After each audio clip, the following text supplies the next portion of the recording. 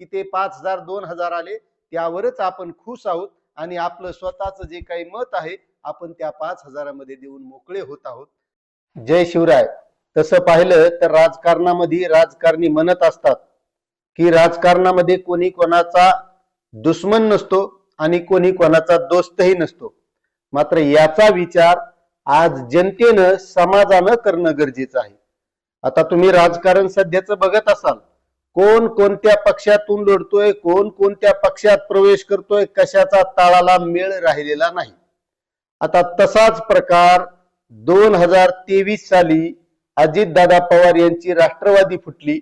22 का 23 तेवढं लक्षात नाही, पण राष्ट्रवादी फुटली म्हणजे अजितदादा हे राष्ट्रवादीपासून वेगळे झाले. आता यावर कोणाचा भरोसाच नाही बसला की पवार साहेबांची राष्ट्रवादी फुटू शकते, मात्र तरी पण ती फुटली. आणि मग लोकांनाही वाईट वाटायला लागले की असं कसं होऊ शकतंय की पवार साहेब चुलते, अजितदादा पुतणे आणि हे कसं काय फुटू शकतात.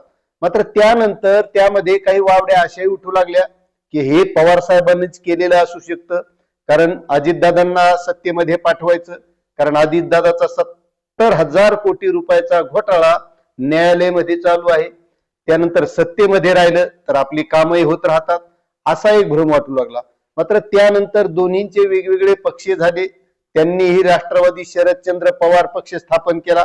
अजितदादांकडे घड्याळ आलं आणि त्यानंतर काही निवडणुकामध्ये ते वेगवेगळे सुद्धा लढले, वेगवेगळे राहिले.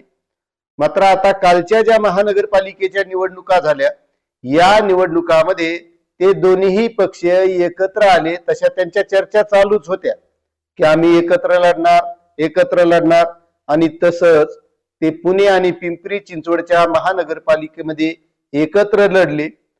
आणि महानगरपालिकेचा निकाल लागल्याच्या नंतर त्यांच्या पक्षाच्या जागा काहीच आल्या नाही आणि मग त्यांच्या लक्षात आलं की आपल्याला आता एक झाल्याशिवाय पर्याय नाही. त्यानंतर काल एक बारामती इथं कृषी प्रदर्शनाचं उद्घाटन झालं. त्या उद्घाटनाला मोठे शरद पवार साहेब आणि अजितदादा यांची भेट झाली.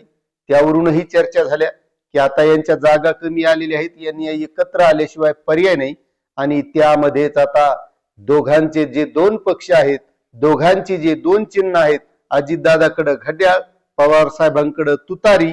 आणि आता महाराष्ट्राचे कृषी मंत्री जे अजितदादा पवार यांच्या राष्ट्रवादीचे आहेत, त्यांनी असे सुतोवाच केलेत, मात्र सांगितलंय की हे माझं वैयक्तिक मत आहे की आमचे दोन्ही पक्ष आता यापुढे एका चिन्हावर जिल्हा परिषदेच्या निवडणुका लढणार आहेत.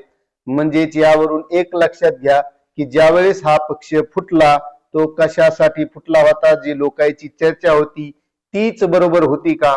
आणि आता याचाच विचार जनतेनं करणं गरजेचं आहे की या राजकारणामध्ये सकाळी जरी पक्ष फुटला तरी संध्याकाळी ते एकत्र येऊ शकतात.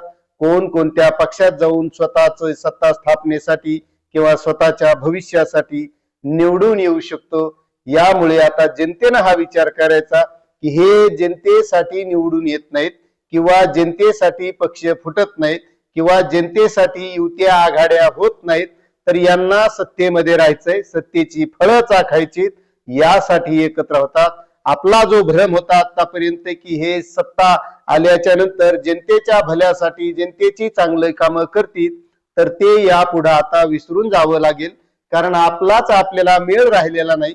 आपण तरी कुठं आज एका पक्षाला मतदान करतो, उद्या दुसऱ्या मतदान पक्षाला करतो. आणि त्यामध्ये जे काही पैशाचं राजकारण चालू आहे, 5,000ला मत, 10,000ला मत, हे महानगरपालिकेमध्ये आपण बातम्यामध्ये सगळं ऐकलेलं आहे. त्यामुळे आपल्याला तेवढीच गोडी आहे की ते 5,000 2,000 आले त्यावरच आपण खुश आहोत आणि आपलं स्वतःच जे काही मत आहे आपण त्या 5,000 मध्ये देऊन मोकळे होत आहोत.